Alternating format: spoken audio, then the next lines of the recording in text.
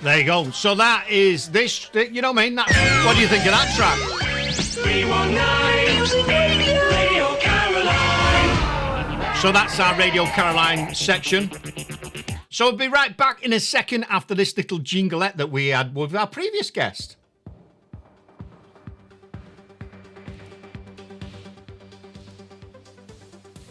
This is Sinead Edwards, and you're listening to Duggystone Radio. She's very Welsh, isn't she? What's occurring? Yeah, love her. Go and check her out. She's brilliant. Sinead Edwards. One of your... Hey, bugger off. That's coming up in a bit. That's a request. She's one of your clients, isn't she? Yeah, I met her. The funny thing is, I started watching The Circle, Series 1, and I spoke to a few people on there because they were really good. It was a really good programme. And I ended up talking to Sinead loads, and obviously that's thought I'd get her on the show. And the funny thing is, I actually was offered a place on The Circle on Series 2, and I turned it down. Why? Why? Life had changed. You know, what happened was I was in Harley Street at the time. I was a celebrity hypnotist, and I wanted to be playing myself because I didn't think they'd believe me. You go, celebrity hypnotist, it's a lie. And I thought, I can win this. And it took them over, 9 months to contact me.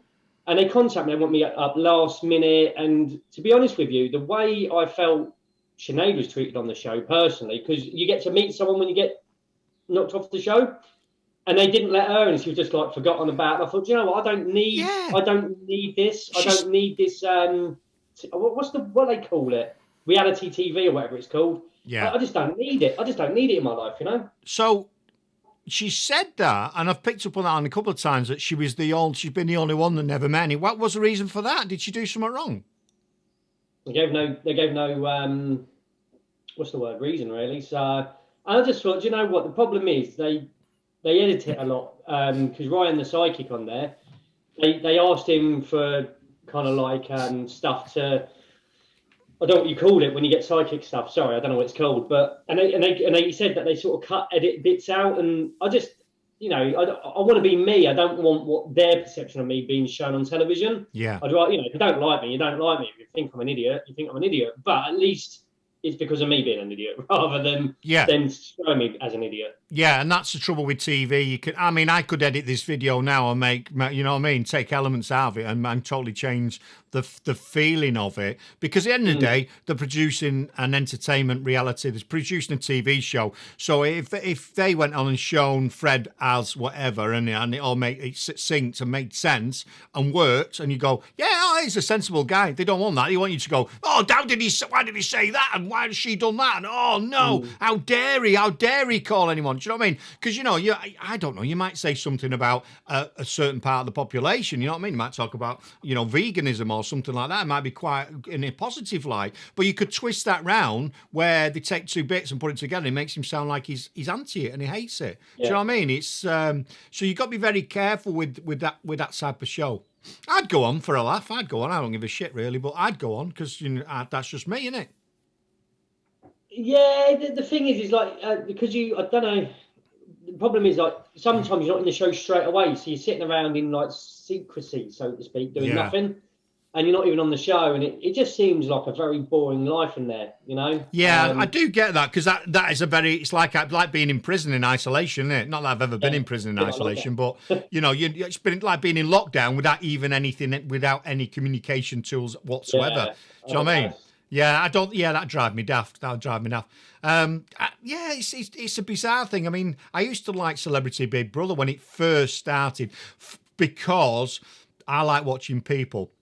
I like observing people, and the dynamics change. And the first few seasons of that were good because people were going in there. It was new, but as time went on, the freaks came out. Everyone wanted to be a freak, didn't it, to be in there? You had to be more shocking, more over the top. Yeah. And I think it lost something. But the initial ones were brilliant. And a funny little story is, it started in Holland, and I worked at the Maasvlakte at Reebok in Holland for a year or so, about a year. And one of the technical guys that worked at Holland, one of the mechanics, was on the Big Brother but ran around naked. Actually stripped off and just ran around naked. So that's the kind of guy he was. He was hilarious. He didn't give a monkeys. So tell us a bit more. So we initially spoke the other week because you was backstage, and we might as well go over it again. You tell us a bit about that, being backstage and what have you. About I won't spoil it for you. You go for it. Yeah, it was a weird one because as a kid, I'm an E17 fan. So with me, E17, they've always been cool. And I got a phone call one day saying, have you heard of E17? Because I talked to this potential client. And he said I toured with E17. So I thought he was like the warm-up kind of stuff. So I was like, oh, fair enough. As he walked in my my office, I was like, shit, he's actually from E17. It was Terry. And I was like, Jesus, like what? Okay, keep it together, like big fan. And so I helped him out and we become friends. And he said, would you like to come to a concert sometime? I was like, yeah. And he said, well, it's at Wembley Arena. I can get you backstage and all that. So I was like, yeah, cool. He said, we don't even know when it is yet. I was like, I literally will cancel everything. Like literally, I don't care. 3 o'clock in the morning and it's in China. I will go. And went to Wembley Arena, and he said, you can have, he was really lovely, bless him. He said, you can have like 4 tickets. I said, I just want to take my sister. I don't care. He's like, no, take your friends. I was like, just my sister. Because my sister, when I nearly went bust, lent me a couple of £1,000 to keep the company going. Yeah. I paid her back within weeks. But so I was like, I'm gonna help her. And so we went backstage, and Robbie Craig, I met for the first time there, was really lovely, like really nice bloke. Rewind. Oh, brilliant. And, some woman trouble and awesome guy. And so we went backstage, and as we were on a high because they've just sung on stage in front of like 8,000 people, we're going backstage towards their where they like hang out, and Peter Andre was there. And I was like, oh my God, Peter. And he's like, you look happy. I was like, I've just been backstage with V17. It can't get any better than this. And he went, oh, thanks. What about me? You've met me, haven't you? And then the weirdest thing happened. So, like, some are like, oh my God, that's Peter Andre. So we went backstage into his little area. And my sister was like, look, I know you are, like, I love you, she goes, but my mate loves you even more. And she goes, can I just, like, phone her quickly? He went, no. She went, yeah, fair enough. He goes, let's FaceTime her. Oh, wow, go on. She was going on a date. It's hilarious. So she's about 20 at this age because my sister's a lot younger than me. Yeah. And she's on a date and she's like, it's her best mate. So she's like, Summer, look, not being rude. I know we're best mates. Is everything all right? Because I'm on this date. I'm on my way now in the car park. What's wrong? So I think you need to take this call. She's like, okay, is everything all right? And Peter Andre was there, and he's like, sorry, I'll be quick. She's like, no. He's like, loads of time. And Peter Andre FaceTiming my sister's mate. And then as that happens, so I'm like, now, like, what the hell's going on?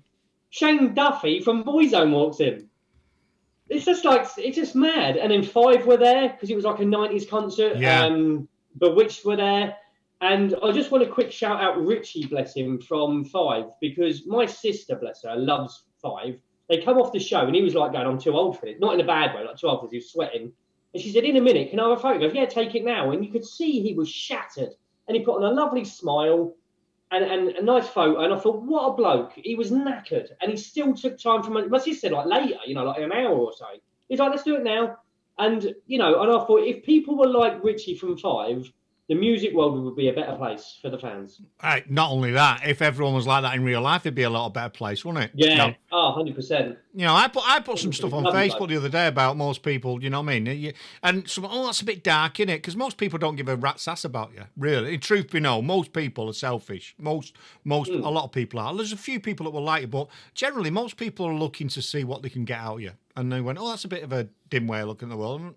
Not really. Not really. A lot of people say they're supporting you and then they never support you. But 1 or 2 people will support you. And you know what? It's all here, mate. Right. We're gonna move on to the next section. And I don't know what we're going to talk about next. I've not even thought about it. But anyway, if you think of anything, let's go with it. So, having said what we've said, and I have got a few tracks lined up, and I've got to play this.